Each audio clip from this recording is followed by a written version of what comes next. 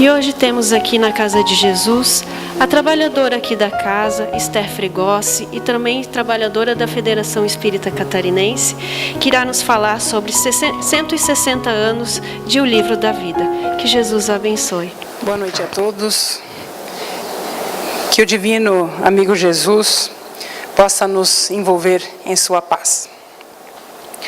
No próximo dia 18 de abril, a humanidade estará comemorando 160 anos da primeira publicação da obra fundamental do Espiritismo, chamada O Livro dos Espíritos.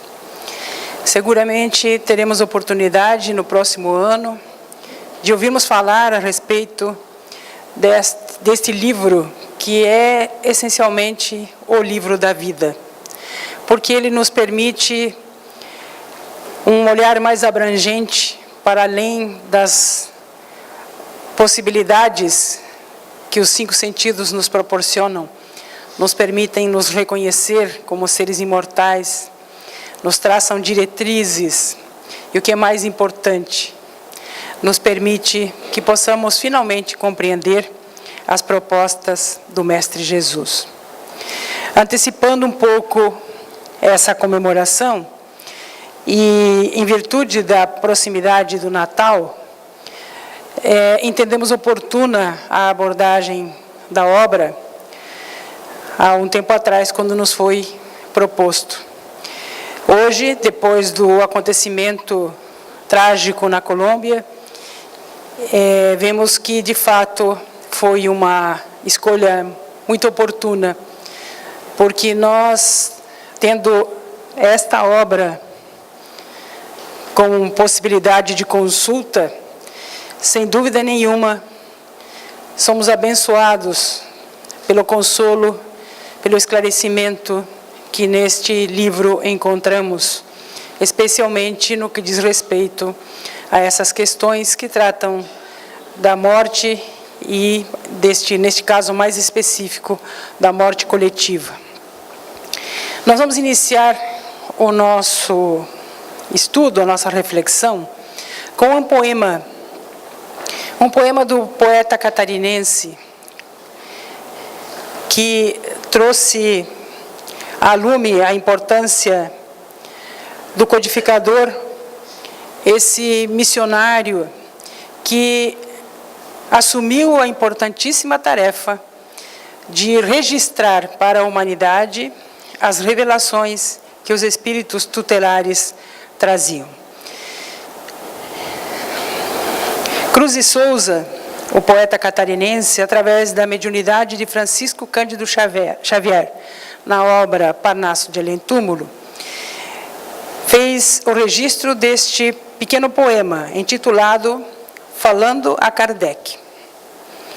E o poeta se dirige ao codificador do Espiritismo, dizendo: Apóstolo da luz ditosa e bela, quando descestes da divina altura, surgia a terra desolada e escura, por agressiva e torva cidadela. Qual nau sublime que se desmantela, naufragava na sombra a fé mais pura, e envolvia-se o templo da cultura no turbilhão de indômita procela. Mas trouxeste equilíbrio ao caos nefando, e o livro dos Espíritos brilhando, rompe a noite mental, espessa e fria. Ante o sol da verdade a que te elevas, revelaste Jesus ao mundo em trevas, e acendestes o clarão do novo dia. Cruz e Souza. É um reconhecimento que nós tomamos como próprio, diante da grandiosidade deste livro, especialmente quando somos defrontados com situações críticas como essa que estamos vivendo. Na primeira capa do Livro dos Espíritos, para aqueles que ainda não o conhecem, e para aqueles que o conheceram já, mas não tiveram a oportunidade de se deter nas inscrições que o senhor Allan Kardec registra nesta primeira página. Ele coloca como subtítulo o Livro dos Espíritos, Princípios da Doutrina Espírita, mostrando que a revelação que se iniciava na publicação desta obra, a primeira obra, o Livro dos Espíritos, ela trazia no seu bojo um corpo doutrinário. Era uma proposta de uma doutrina. E aí então ele explica ao leitor que vai tratar da imortalidade da alma, a natureza dos espíritos e as suas relações com os homens, as leis morais, a vida presente e a vida futura, e por consequência o porvir da humanidade. E ele complementa: segundo os ensinos dados pelos espíritos superiores, recebidos e coordenados por Allan Kardec. Humildemente, ele se relega à tarefa de simplesmente receber e coordenar as revelações. Mas nós sabemos que o trabalho grandioso do codificador vai muito além do que simplesmente selecionar as mensagens que traziam as revelações dos espíritos superiores e selecioná-las de forma didática, favorecendo o nosso entendimento. Numa obra inusitada, que contempla 1019 perguntas e as suas subsequentes respostas pelos espíritos. Uma obra de entendimento a qualquer pessoa. Uma obra que alcança os nossos mais profundos interesses, aqueles nossos mais anseios, mais íntimos, no que diz respeito a podermos compreender exatamente quem somos, de onde viemos, para onde vamos, por que estamos aqui. O Sr. Allan Kardec teve esse trabalho, sim, de organizar as respostas de forma didática, como pedagogo que era. O fez, então, nesta forma de perguntas e respostas, facilitando muitíssimo o nosso entendimento e elencando as informações, as revelações trazidas pelos Espíritos de forma didática, para que pudéssemos compreender das questões mais simples, mais básicas, até aquelas que tratam do porvir da humanidade. O codificador, portanto, foi, de fato, um grande pedagogo e teve a sua participação e a sua capacidade como técnico, como pedagogo, revelada nesta obra, século XIX. Mas ele foi além disso. Ele contribuiu muitíssimo com os comentários, com os adendos que ele acrescenta na obra, facilitando a nossa compreensão. Pois bem, no dia 18 de abril de 1857, então, o Sr. Allan Kardec teve a coragem de publicar, em pleno século XIX, esta obra que ele mesmo fazia questão de frisar. Não era obra produzida por homens, era uma obra produzida pelos Espíritos, publicadas por ele. Portanto, revelações vindas do mundo extracorpóreo, ou do mundo espiritual, trazidas a lume nesta publicação, pela primeira vez. E ele registra ainda, numa página nem sempre muito lida por todos nós, mas é uma página essencial, porque ele sintetiza, naquele capítulo que ele chama de Prolegômenos, o conteúdo da obra, e nos convida a refletir em torno daqueles princípios que ele elenca em Prolegômenos, e que prendem, sem dúvida nenhuma, a nossa curiosidade. É impossível, a partir deste preâmbulo que ele dá da obra, desistirmos de lê-la. Mas aqui, mais uma vez, ele vai dar a conhecer o seu caráter, a sua humildade, a sua simplicidade, porque ele vai dizer que a obra, o Livro dos Espíritos, nada contém que não seja expressão do pensamento deles, dos espíritos superiores, e que não tenha sido por eles examinado. Então, ele submetia à revisão dos espíritos aquilo que ele selecionava. Só a ordem e a distribuição metódica das matérias, assim como as notas e as formas de algumas partes da redação, constituem obra daquele que recebe a missão de o publicar. Vejam que, mais uma vez, não obstante, consigamos extrair da sua explicação, buscando tirar dele qualquer mérito e atribuindo à revelação espiritual os atributos, as virtudes, desta publicação, ele ainda aqui registra que foi, sim, obra dele, a distribuição metódica das matérias, as notas, a forma da redação e, muitas vezes, os comentários que acompanham a obra. Pois bem, do que trata o Livro dos Espíritos? Aqueles que já sabem, que já conhecem a obra, ótimo, vamos relembrar de que forma o codificador conseguiu elencar a temática, não apenas para dar esse corpo doutrinário que a revelação espírita dos Espíritos trazia, mas também buscando já, catalogando os assuntos desta forma, abrindo um preâmbulo para o que viria mais adiante, que seria o desdobramento dessas partes do Livro dos Espíritos em outras obras que complementariam, que desdobrariam aquelas informações iniciais trazidas pelos Espíritos para esta primeira publicação. Então temos a introdução à obra, que é fundamental, a primeira parte que trata das causas primeiras, a segunda parte que trata do mundo espírita ou do mundo dos espíritos, a terceira parte que trata das leis morais, a quarta parte que trata das esperanças e consolações, e por último as conclusões. Conclusões estas que em pleno século XXI, ao lê-las, encontramos ali tamanha atualidade nas informações que a impressão que se dá é que foi escrita ontem.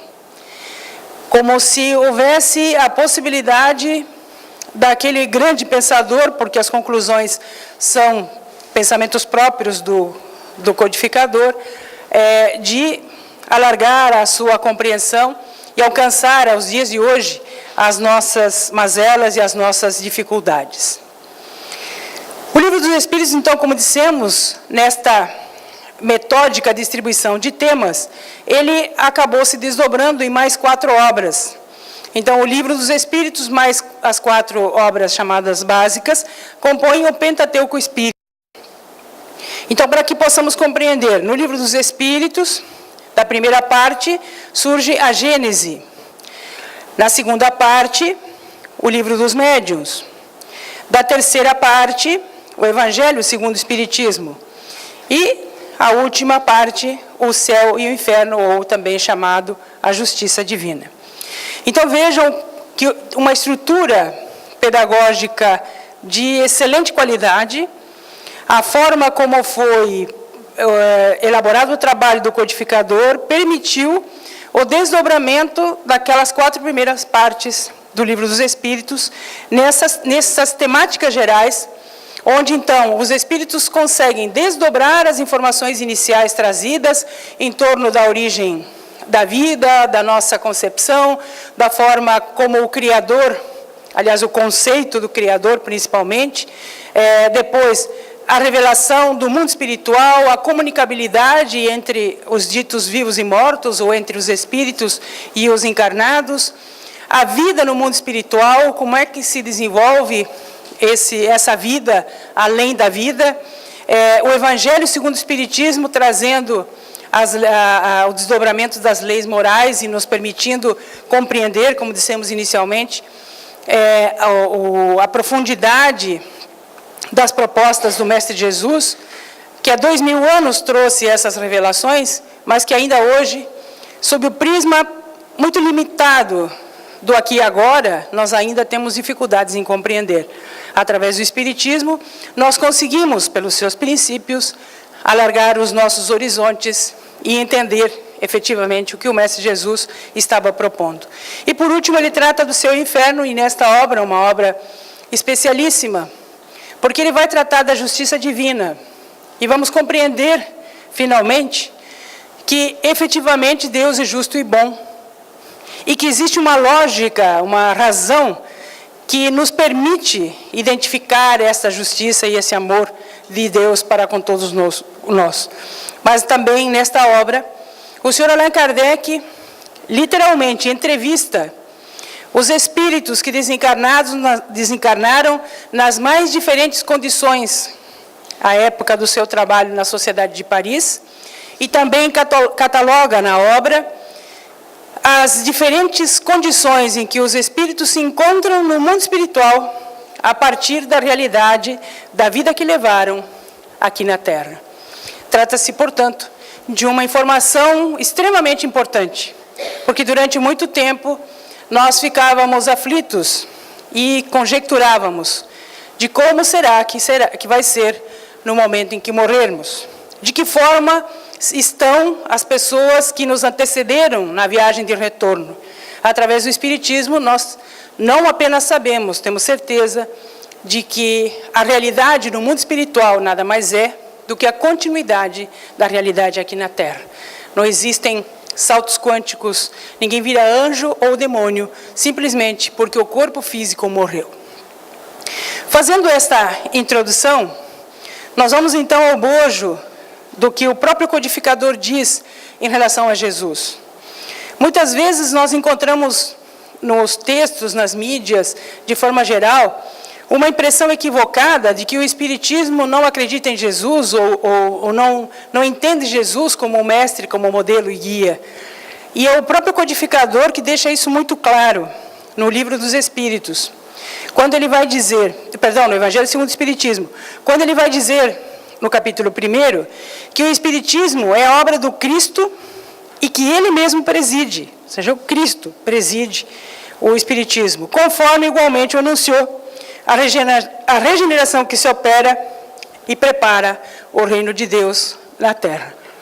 Portanto, de fato, as revelações que os Espíritos nos trazem e as assinaturas de alguns dos Espíritos que se identificam, nem todos se identificaram, também nos dão a compreender, muitos deles lideranças de outras religiões, que no mundo dos espíritos, compreendendo a realidade da imortalidade, passam a colaborar na revelação do mundo espírita, dos espíritos, principalmente no Evangelho Espiritismo, na explicação, no favorecer a compreensão das diretrizes de Jesus para todos nós.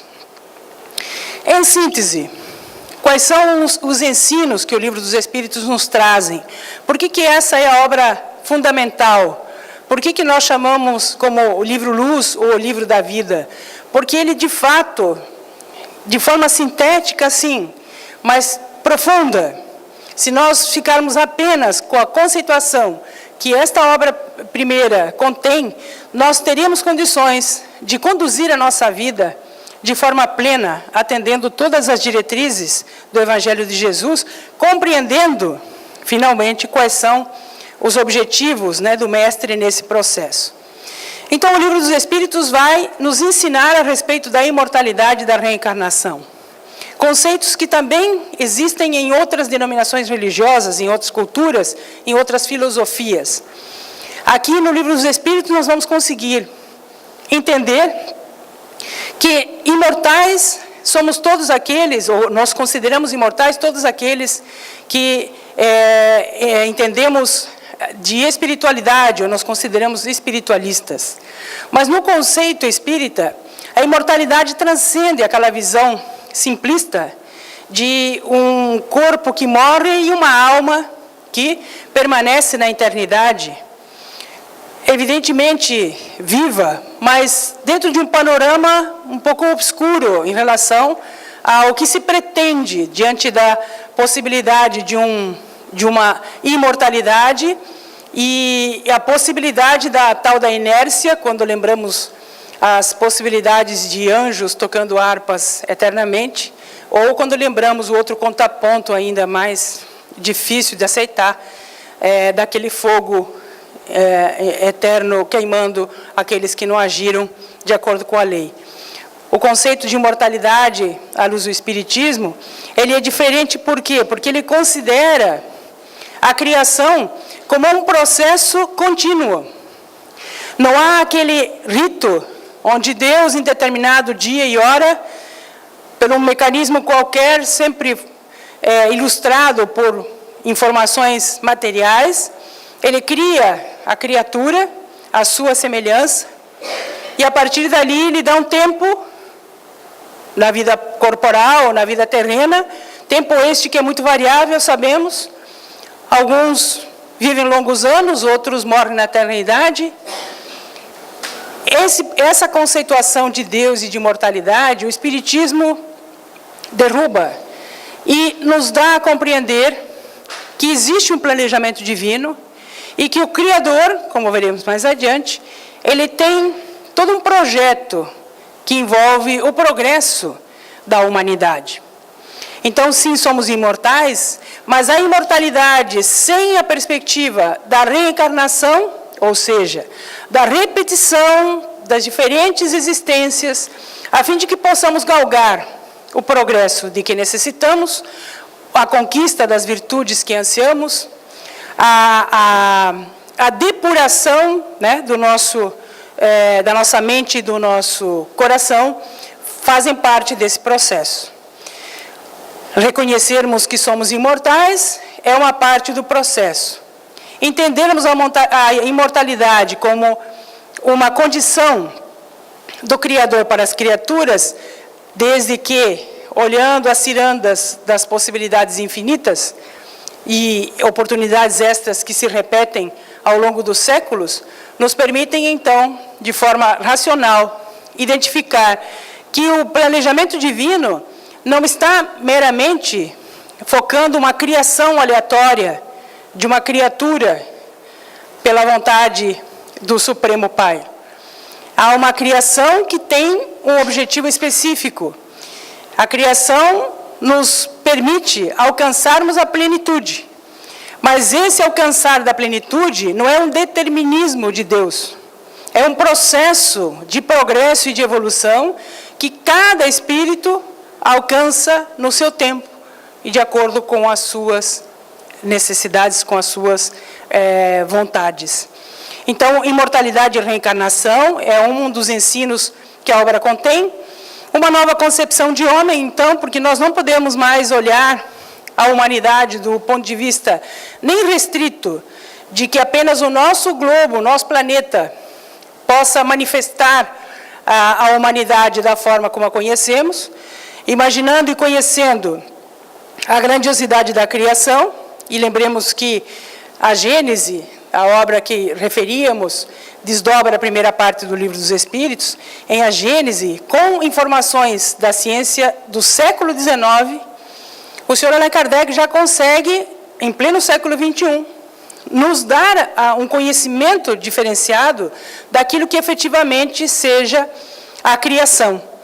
Quando partimos de elementos que a ciência hoje contemporânea contempla e vemos que há, de fato, não há uma casualidade, há um planejamento, há uma inteligência suprema coordenando esse processo. Então, não podemos nos imaginar apenas como esses corpos que conseguimos identificar no espelho. Já passamos a reconhecer em nós mesmos o espírito imortal que se encontra neste instante diante de uma experiência reencarnatória, uma existência, que trazemos conosco características de personalidade e de temperamento, algumas delas fruto das experiências anteriores, outras conquistadas nesta própria experiência, mas somos uma soma de processos. Então, a partir da concepção da imortalidade, da progressão continuada dos espíritos, quando nos olhamos no espelho, já não vemos simplesmente um ser humano num corpo físico. Vemos um espírito imortal num processo evolutivo ininterrupto, ou infinito, se queiramos. Somos, hoje, a soma das nossas experiências passadas, e estamos aqui agora construindo o nosso futuro, a nossa perspectiva futura. E o Espiritismo nos coloca, então, nesse patamar, que é um patamar muito vantajoso, se formos comparar com outras possibilidades de crenças que apenas se atenham à realidade presente. Quando você analisa o passado sob a ótica do aqui e agora, sem qualquer perspectiva de vinculação entre uma situação e outra, o passado ele é sombrio, ele não traz qualquer referência positiva, a não ser a possibilidade de encontrarmos alguma oportunidade de não agirmos de forma equivocada no aqui e agora, mas o futuro, então, fica ainda mais comprometido.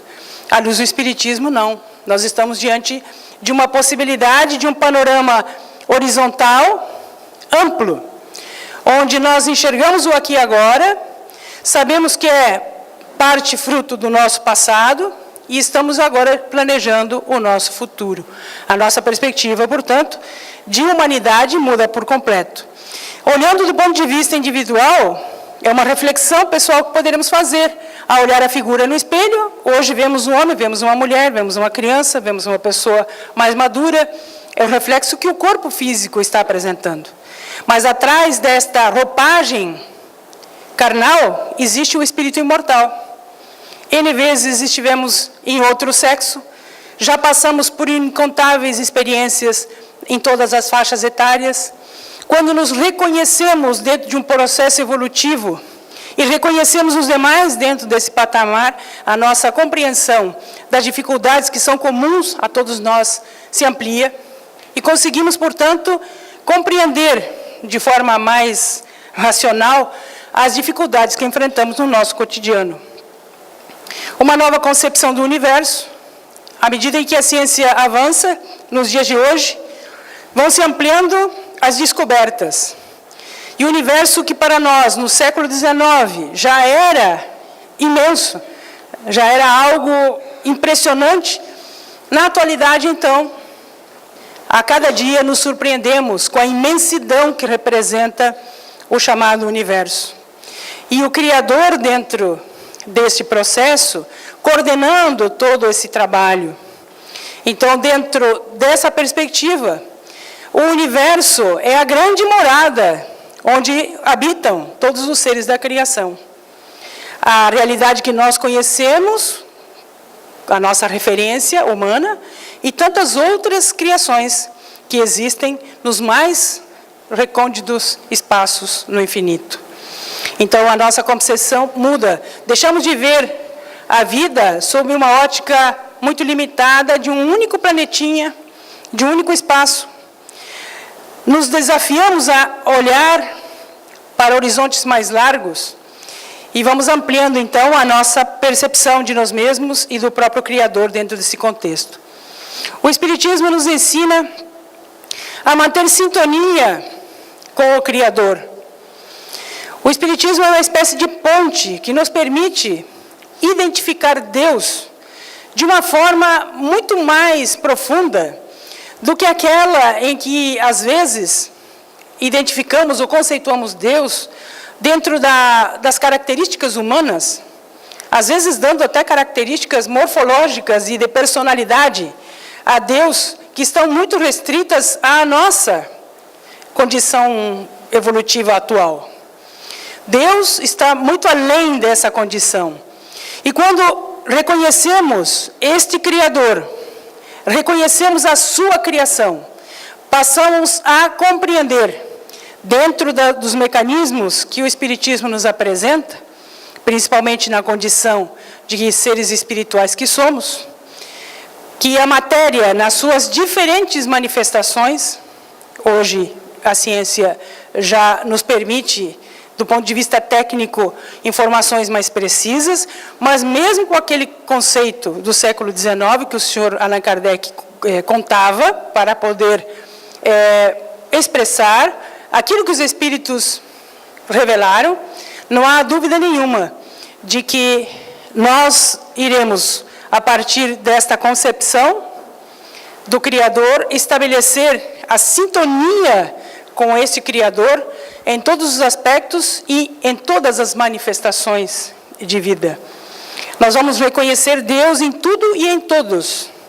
E vamos compreender por que João, o evangelista, chamou Deus de amor.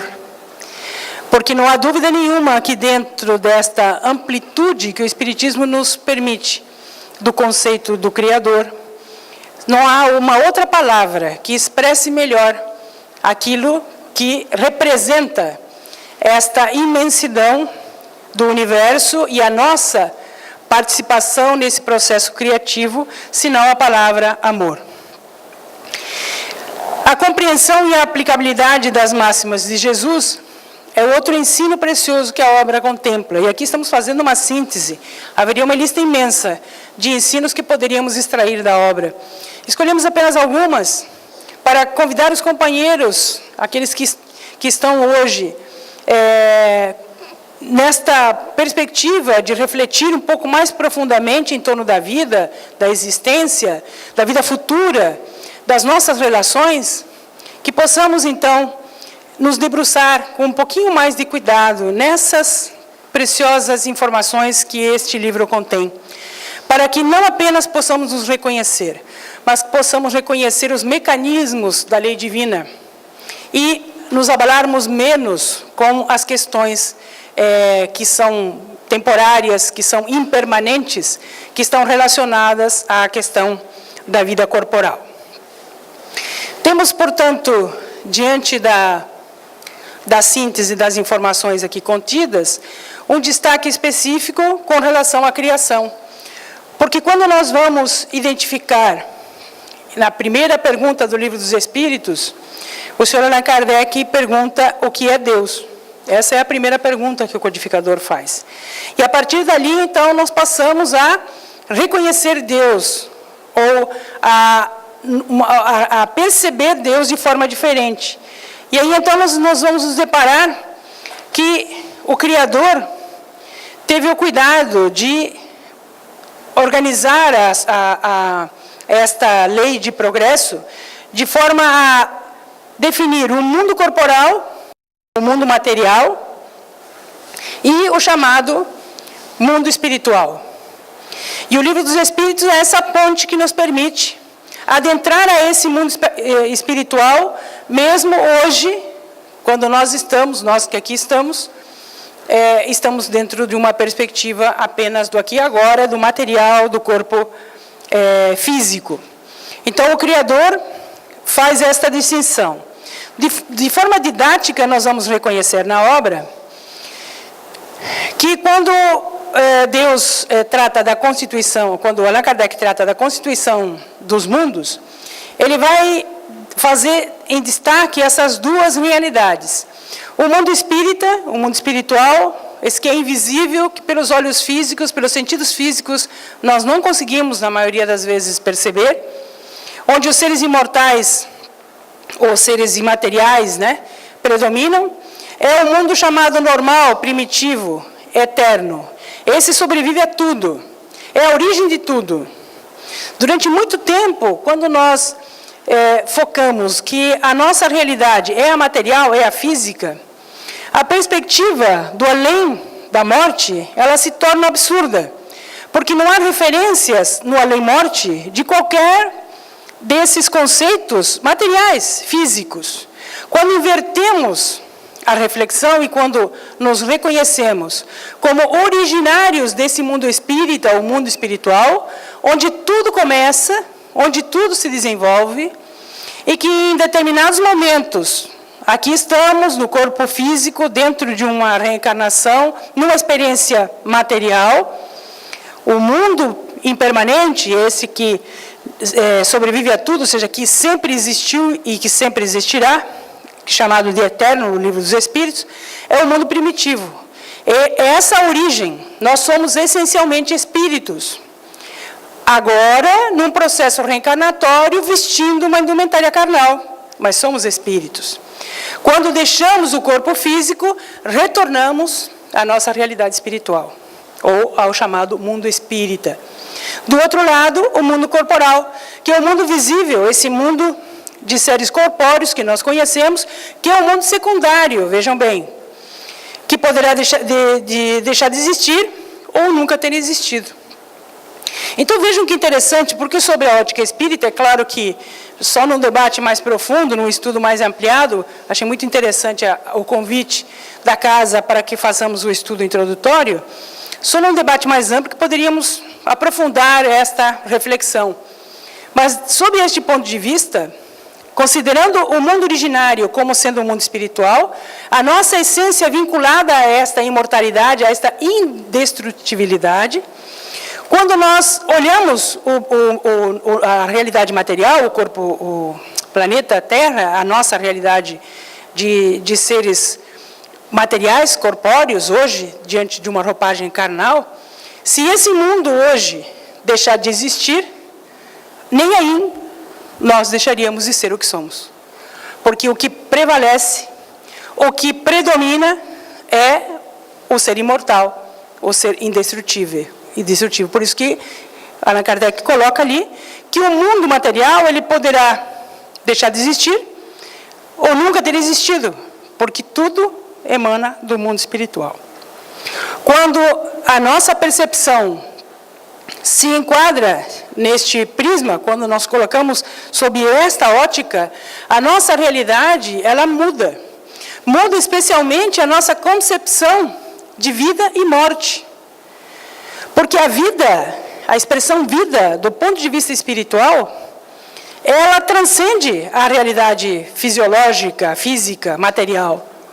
Nós iremos sobreviver à morte do corpo físico, porque nós não somos esse corpo físico. Nós estamos temporariamente utilizando este recurso para a manifestação no plano físico. Mas nós viemos do mundo espiritual. Aqui estamos numa experiência evolutiva. Retornaremos ao mundo espiritual em qualquer momento. Quando essa perspectiva espírita nos alcança, quando nós conseguimos compreender o alcance dessa informação, nós passamos a ter uma outra percepção da situação em que nos encontramos. E a morte física, a morte biológica, ela não é para nós um drama intransponível. Porque a morte física, a morte biológica, ela apenas destrói o veículo, que é o corpo. O espírito continua na sua plenitude agora na outra realidade, essa invisível, que nós não conseguimos enxergar com os olhos do corpo físico. Mas que poderemos, não há dúvida, em algumas situações, uns mais, outros menos, ter essa percepção de forma mais presente. Então, a constituição dos mundos é essa. Este é um mundo secundário, um mundo impermanente, uma realidade transitória para todos nós. Nós sabemos, desde o momento em que nascemos, a única certeza absoluta que todos nós temos é que nós temos que enfrentar o fenômeno da morte. Porque é um processo natural. A lei exige a exterminação desse veículo transitório. Mas o ser que comanda esse corpo, o ser espiritual, esse sobrevive a esse processo. Então, diante dessa perspectiva, diante da tragédia que nós estamos acompanhando aí a nível mundial, a comoção mundial em torno desse assunto, nós ficávamos imaginando e conversávamos com alguns amigos espíritas que residem em Chapecó, quanta diferença faria para a grande maioria das pessoas saberem o que nós sabemos. Não que não haveria tristeza, não que não haveria a lágrima da saudade, mas essa compreensão mais ampla de que Deus não está sendo injusto, de que Deus não está destruindo as pessoas que amamos, de que o nosso Pai Criador ele não está nos separando das pessoas que amamos, que é apenas uma viagem antecipada para uma outra realidade onde todos nos encontraremos em algum momento, mais cedo ou mais tarde. Como muda a perspectiva. Mas, de outro lado, ficamos muito felizes, apesar do drama e das lágrimas que todos derramamos diante da comoção mundial que o acontecimento gerou. Ou de perceber que, não obstante as diferentes culturas, os diferentes perfis, líderes políticos, técnicos, militares, embaixadores, representantes governamentais, técnicos de futebol, na sua linguagem, ao expressar ou a tentar registrar em palavras o acontecimento ocorrido, o que predominava era uma transcendência do processo. Na grande maioria das vezes, percebemos nesses discursos sofridos esta abertura para uma compreensão que não pode estar restrita apenas ao aqui e agora e a esta realidade física. A ideia de que hoje o time está atuando no céu, em que hoje esses guerreiros, esses campeões, estão formando uma nova equipe, que do outro lado da vida continuarão. Essa perspectiva de continuidade, ela se estabeleceu em todas as expressões que vimos, inclusive nos comentaristas dos jornais, os repórteres. Esta sensibilidade exacerbada, nós vamos perceber. Muitas lágrimas, não há dúvida. A chuva parecia que era para combinar, né, com as lágrimas, mas não era lágrima de desespero. Era um sofrimento contido. Era um sentimento profundo, mas não de desespero, não de desesperança. Prevalecia o registro da gratidão e do reconhecimento desses 71 heróis que partiram. Do ponto de vista espírita, essas 71 pessoas que desencarnaram nesse acidente, elas protagonizaram um momento histórico para a humanidade. Elas serviram à humanidade quando optaram, quando escolheram, participar deste tipo de provação coletiva. Porque quantas lições o mundo recebe através desta situação triste que ocorreu na Colômbia. Quantas expressões de solidariedade, de fraternidade, quantas mudanças de conceitos. Esse mundo corporativo do esporte, sempre tão tirano, tão materialista, mudou completamente o prisma, perceberam?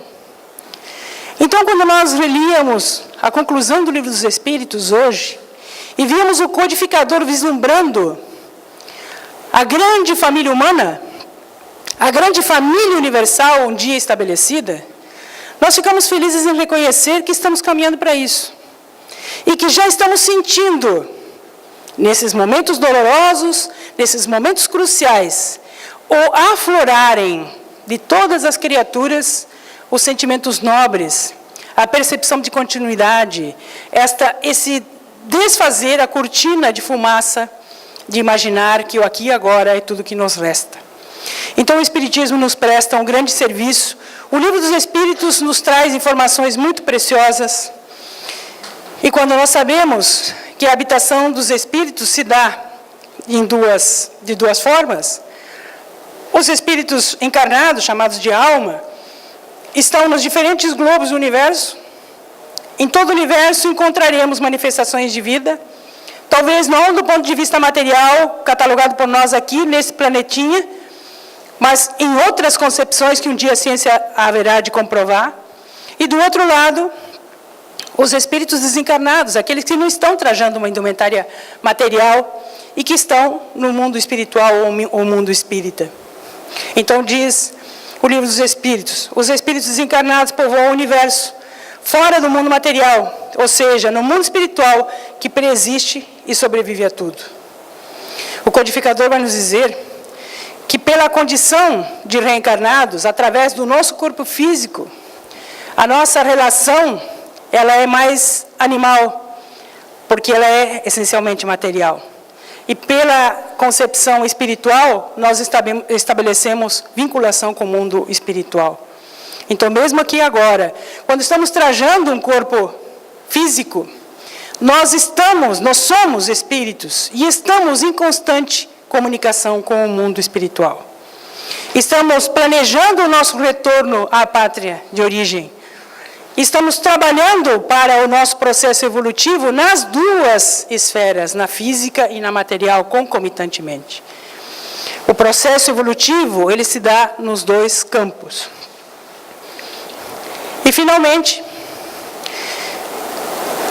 quando o codificador registra que Deus é eterno, imutável, imaterial, único, todo-poderoso e soberanamente justo e bom, quando as características do Criador são ali elencadas, e uma a uma, por Ele confirmadas, Ele nos dá esse grande auxílio de sairmos de uma concepção antropomórfica, de um Deus ou de vários deuses que criávamos para termos a condição ampliada de percebermos Deus como o grande Criador, como um ser acima de tudo e de todos.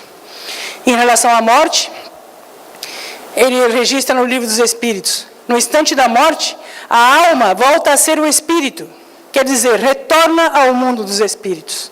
É somente isso que acontece no fenômeno da morte. Não há destruição, não há aniquilamento. Existe a continuidade da vida agora numa outra dimensão. A afetividade conquistada no mundo físico, ela permanece. Os vínculos afetivos jamais se destruirão, porque o amor é o grande alimento da vida. Então, essa perspectiva da morte, à luz do Espiritismo, também muda. E, por fim, o conceito de evolução. Porque evoluir, todos nós evoluímos. Mesmo aqueles de nós que ainda acreditemos que a nossa vida é apenas aquele lapso de tempo entre o berço e o túmulo. Mas a evolução do ponto de vista espiritual, ela vai se dar eternamente. Como? Através da reencarnação. O nosso progresso, ele é mérito nosso, não é nenhum presente divino. Nós, cada um de nós, conquista, passo a passo, esta evolução. O Sr. Allan Kardec diz, na obra publicada no século XIX, o Espiritismo progrediu, principalmente depois que foi sendo melhor compreendido na sua essência íntima, depois que lhe perceberam o alcance, porque tange a corda mais sensível do homem, a sua felicidade, mesmo neste mundo. Aí, a causa da sua propagação e o segredo da força que o fará triunfar. Enquanto a sua influência não atinge as massas, ele vai felicitando os que o compreendem. Olha que frase linda, a conclusão do Livro dos Espíritos. Século XIX, ele registra isso quando estava terminando de escrever esta obra no século XIX.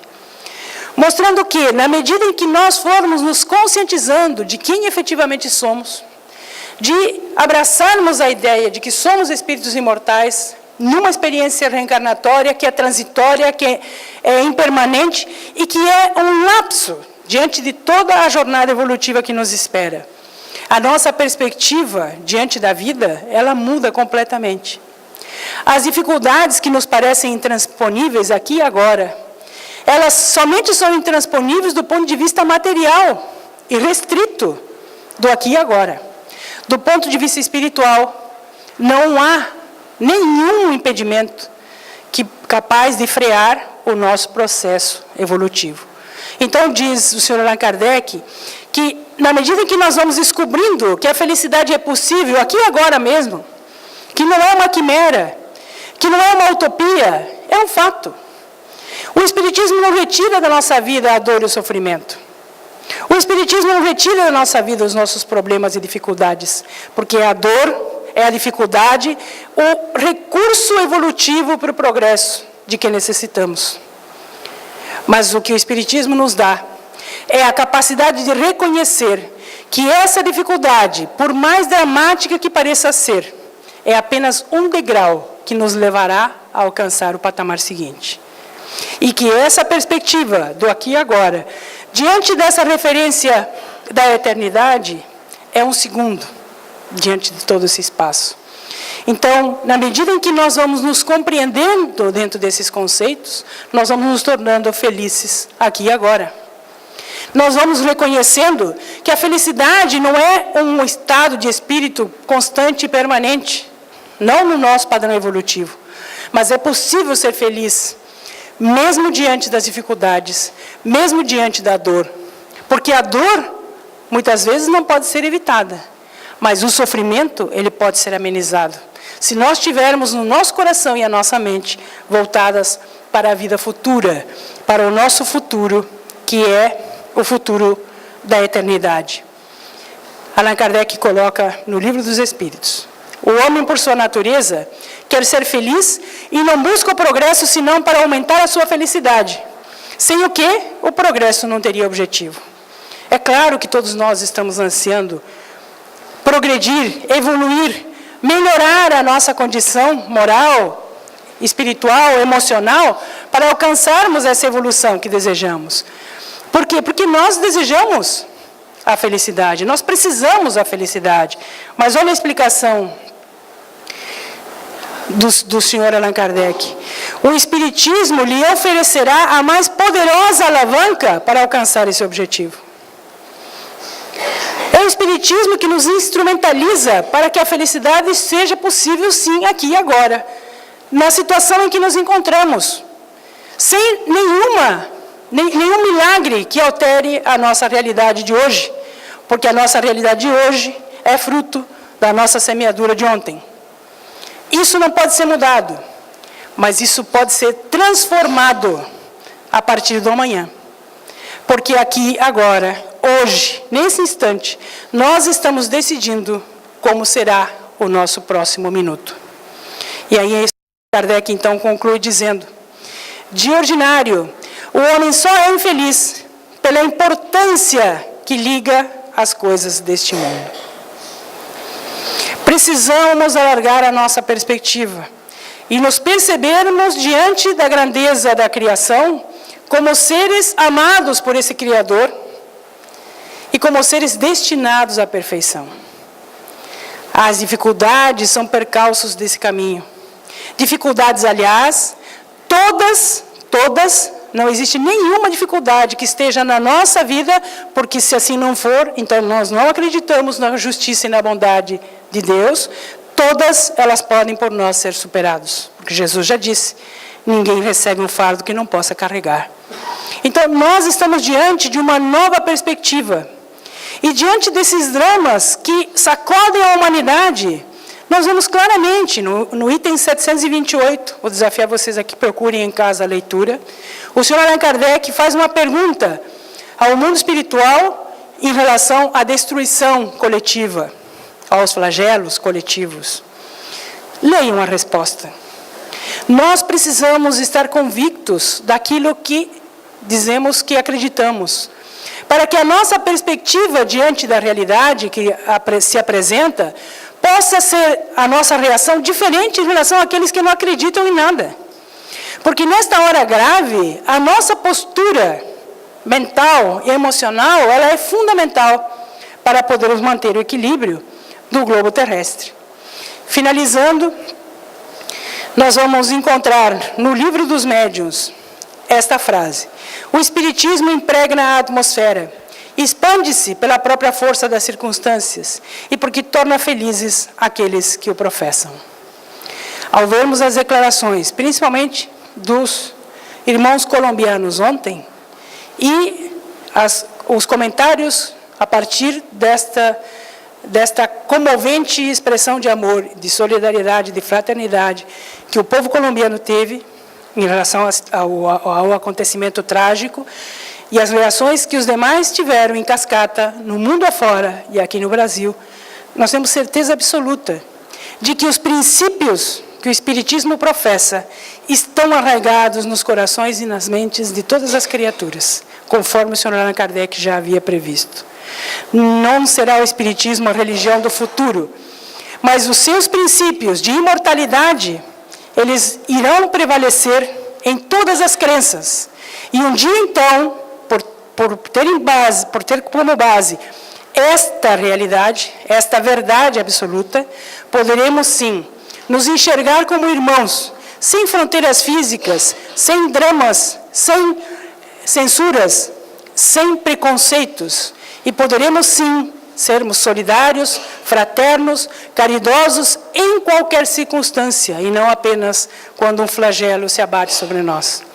Há, sim, o despertar de uma nova era, como os Espíritos estão alertando. Estamos diante de um momento mágico. É doloroso que seja através da dor, mas vemos nesse cenário, nesses heróis que protagonizaram, voltamos a dizer, se dispuseram a protagonizar este drama, vemos nesse cenário uma perspectiva de um mundo novo surgindo aqui e agora. Que possamos homenagear o senhor Allan Kardec, que fez esse trabalho magnífico no século XIX e que hoje, no século XXI, nos permite ter uma nova perspectiva da vida e de nós mesmos. E vamos repetir com o senhor Alexandre Delany a prece que o senhor Delany fez ao seu amigo e codificador do Espiritismo no momento em que eram exumados os seus restos mortais. Caro mestre, nobre e grande Espírito, paira na tua majestade sobre aqueles que te amam e te respeitam. Transfere às nossas almas o fogo sagrado que te anima, e assim, profundamente convencidos dos imortais princípios que professastes, marchemos nas tuas pegadas, imitando-te as virtudes.